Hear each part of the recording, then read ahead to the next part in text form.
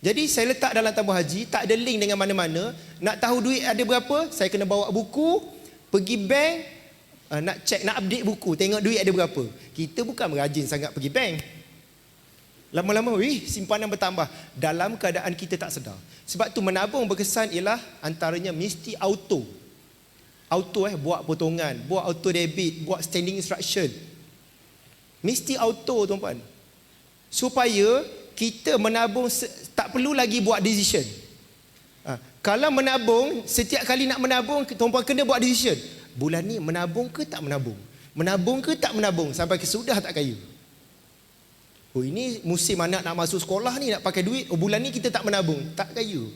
Oh, nak raya nak pakai duit, bulan ni kita tak menabung, tak kaya. Mesti jadi auto.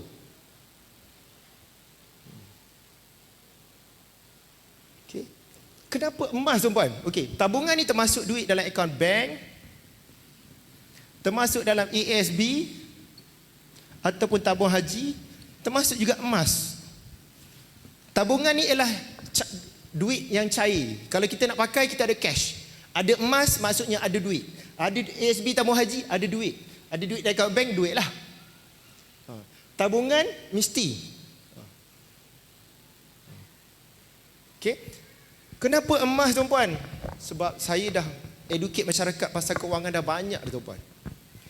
Tabung tuan-puan dah buat forgotten saving dah lupa dah duit. Tapi nampak duit banyak dalam akaun, fikir. Kan ada 10,000, handphone dah mula hang, betul tak? Handphone dah mula hang dah.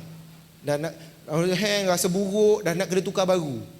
Sebab nampak duit ada 10,000 dalam akaun. Lepas tu ada 100,000. Oh, kereta dah rosak dah. Dah tak sedap dah. Mula dah tak sedap dah. Oh, sekarang nak jimat kena pakai EV. Kita akan justify macam-macam untuk kita berbelanja, tuan-puan.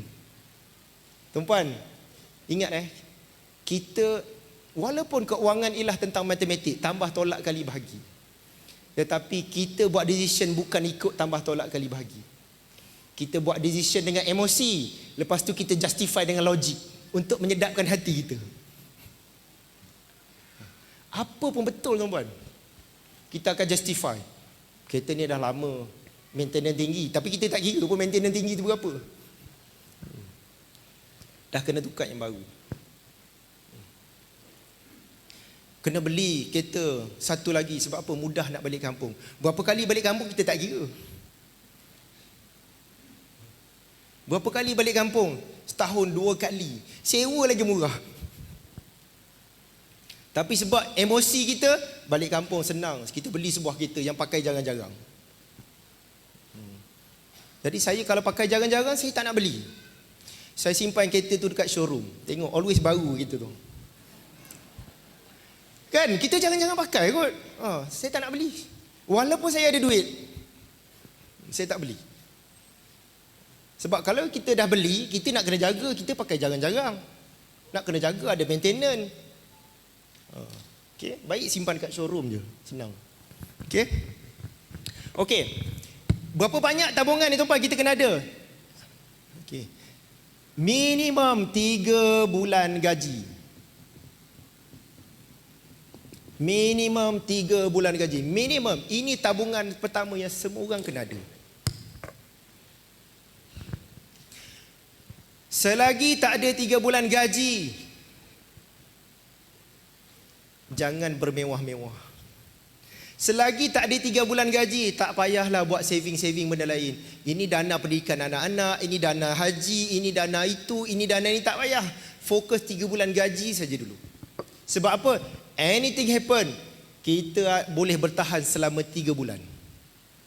Tuan-puan, jangan ingat kerja tuan-puan tu terjamin.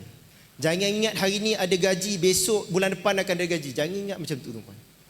Saya dah tengok banyak kes. Tak kisah apa pun jawatan tuan-puan, kerja kerajaan, ke jawatan apa, tak kisah. Bulan ni kita ada gaji, bulan depan belum tentu ada gaji. Mungkin bukan sebab musibah tu terkena atas kita. Mungkin musibah pada ahli keluarga kita yang membuatkan kita dah tak boleh bekerja dah. So, selagi tuan-puan kena kerja baru ada duit, tak ada kerja tak ada duit, Ini bukan masa untuk bermewah-mewah. Selagi kena kerja baru ada duit, tak kerja tak ada duit, bukan masanya untuk bermewah-mewah. Waktu ni ialah kena bina kekayaan supaya ketika kita tak bekerja lagi, kita ada duit untuk terus hidup.